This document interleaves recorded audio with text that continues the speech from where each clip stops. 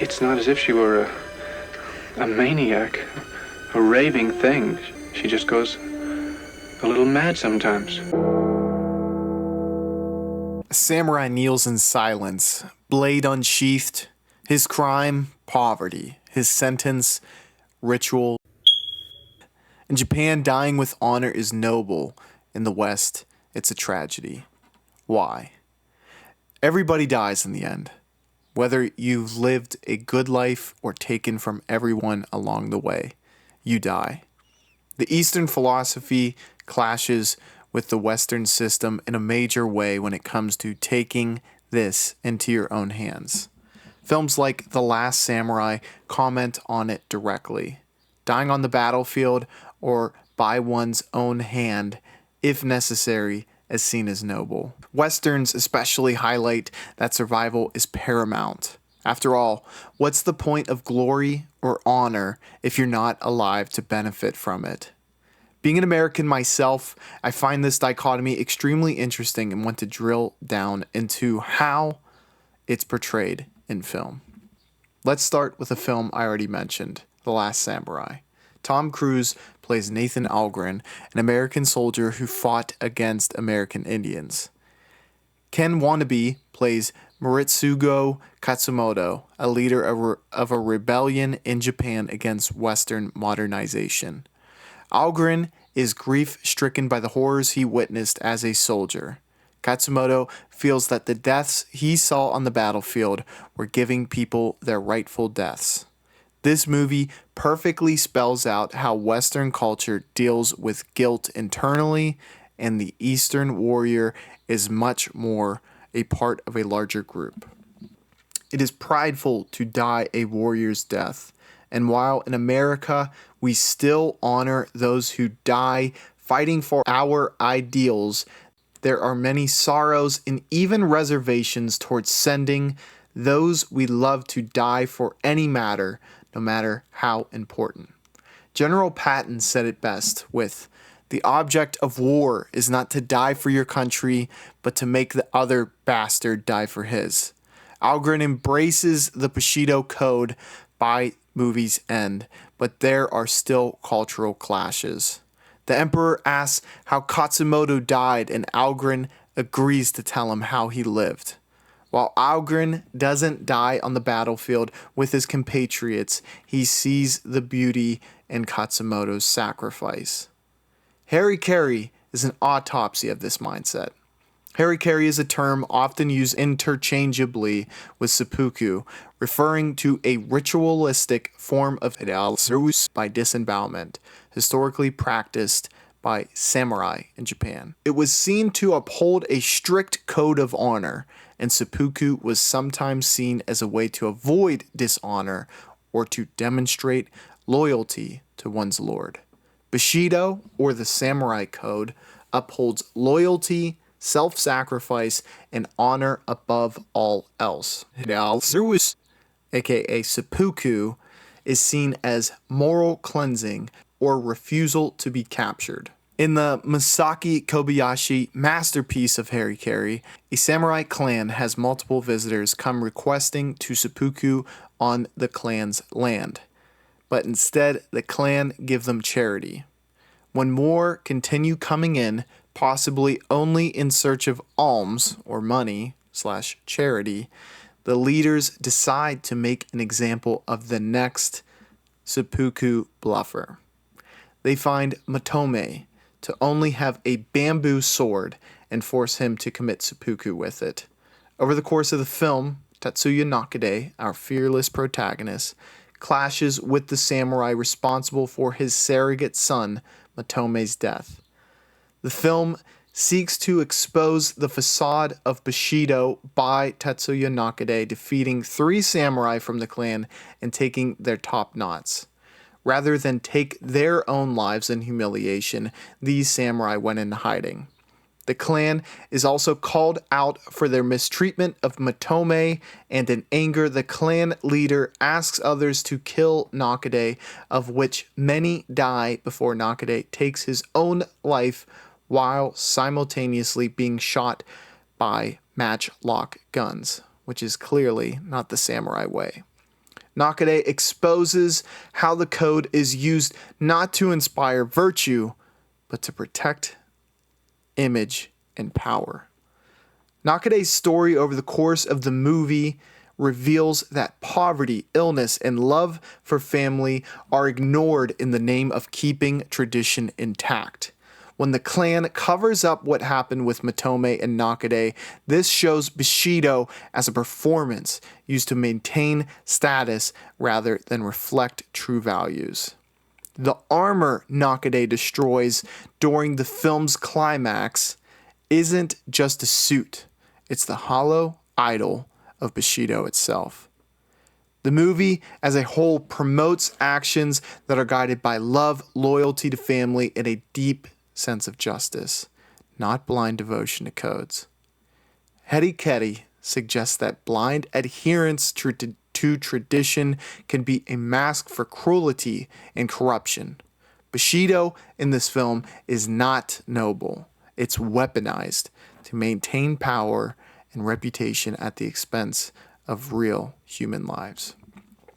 Harakiri's inclusion is interesting not only because it pokes holes in the death before dishonor code, but also because in its commentary it highlights the Eastern philosophy.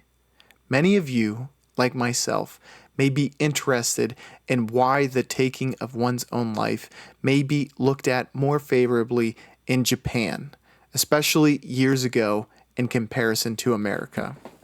These cultural differences can't be easily boiled down to some bullet points, but the most prevalent inferences I can make are these. Bushido Code teaches that life without honor is meaningless.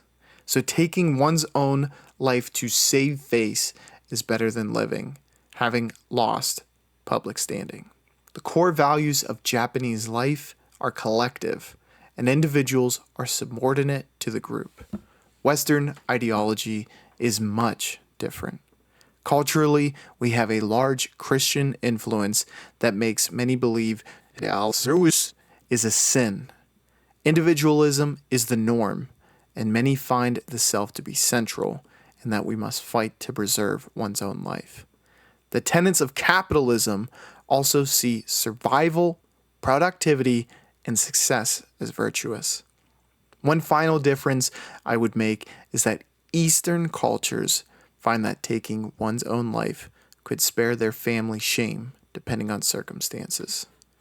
Western cultures feel in some cases that the act of service would bring shame and reject the core value of redemption through their struggles. So why the intense focus on shame? Some theorize that shame culture and guilt culture make a big difference in Eastern versus Western philosophy. We've already mentioned the impact of Christianity in the West, but this plays a big overarching theme in what is considered guilt culture. Guilt culture is brought about in that when you do something wrong, you know it. Even if something is done in isolation, you have to live with the fact that you committed a sin or wrong. Christianity plays a big role in this because redemption is offered by way of forgiveness by God. Eastern culture is much more driven by shame culture, which is brought about externally by those surrounding you. The choice of service is to sacrifice oneself to wash away the shame brought upon the family's name by one's action. Family honor is thought of as equally or more important in the East than in the West. Redemption is not guaranteed through any action besides service because it is decided by the collective, which can never be known to the individual. While it is easy for someone like me from a different culture to criticize different beliefs, when looking at them through this lens, it can be seen and understood more clearly. There are countless examples of American movies showing redemption, and it is one of our favorite plot structures.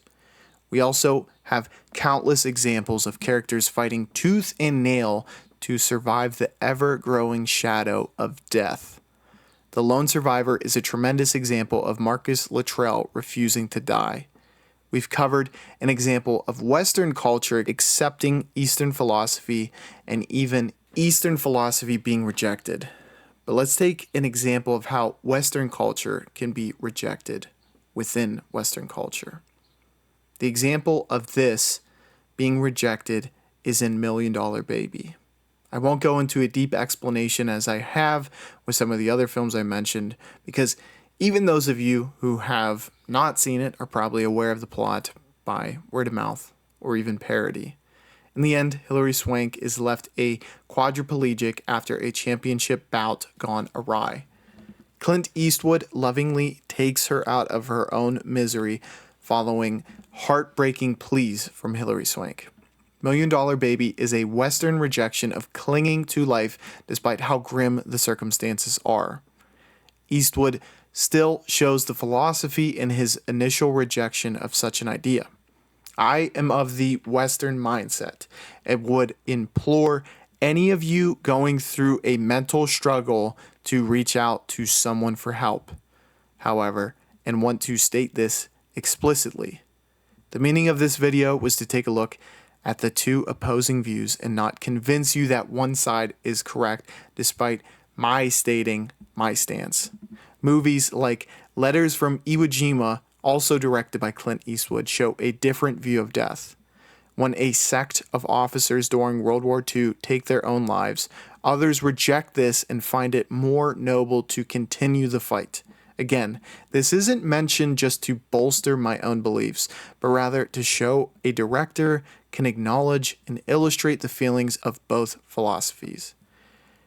It would be irresponsible for me to tell you, the viewer, not to cherish your life, though. It is important to note that it is historically ingrained in American minds because of kamikaze pilots in Pearl Harbor. This act of heroism for one side is seen as a national tragedy for the other. It's another nuance to bring to the table when discussing the way cultures look at death by analysis. It is worth noting that both countries still see civilians committing this act on a daily basis. Despite the American belief that redemption can always be achieved, it does not stop those from taking the irreversible step towards the grave. Also, modern-day Japan does not endorse such actions, which means that both countries are coming closer together towards the act as far as mentality goes. It is an incredibly nuanced and important issue that I hope you feel we scratched the surface of with our discussion today. Again, please reach out to family, friends, or professionals if you feel you need help. This video likely won't be monetized because of the intense subject material we covered today, so please subscribe and check out some of the other videos if you do want to support the channel. I appreciate you checking this out, and I will catch you on the flippity floop. Bye, y'all.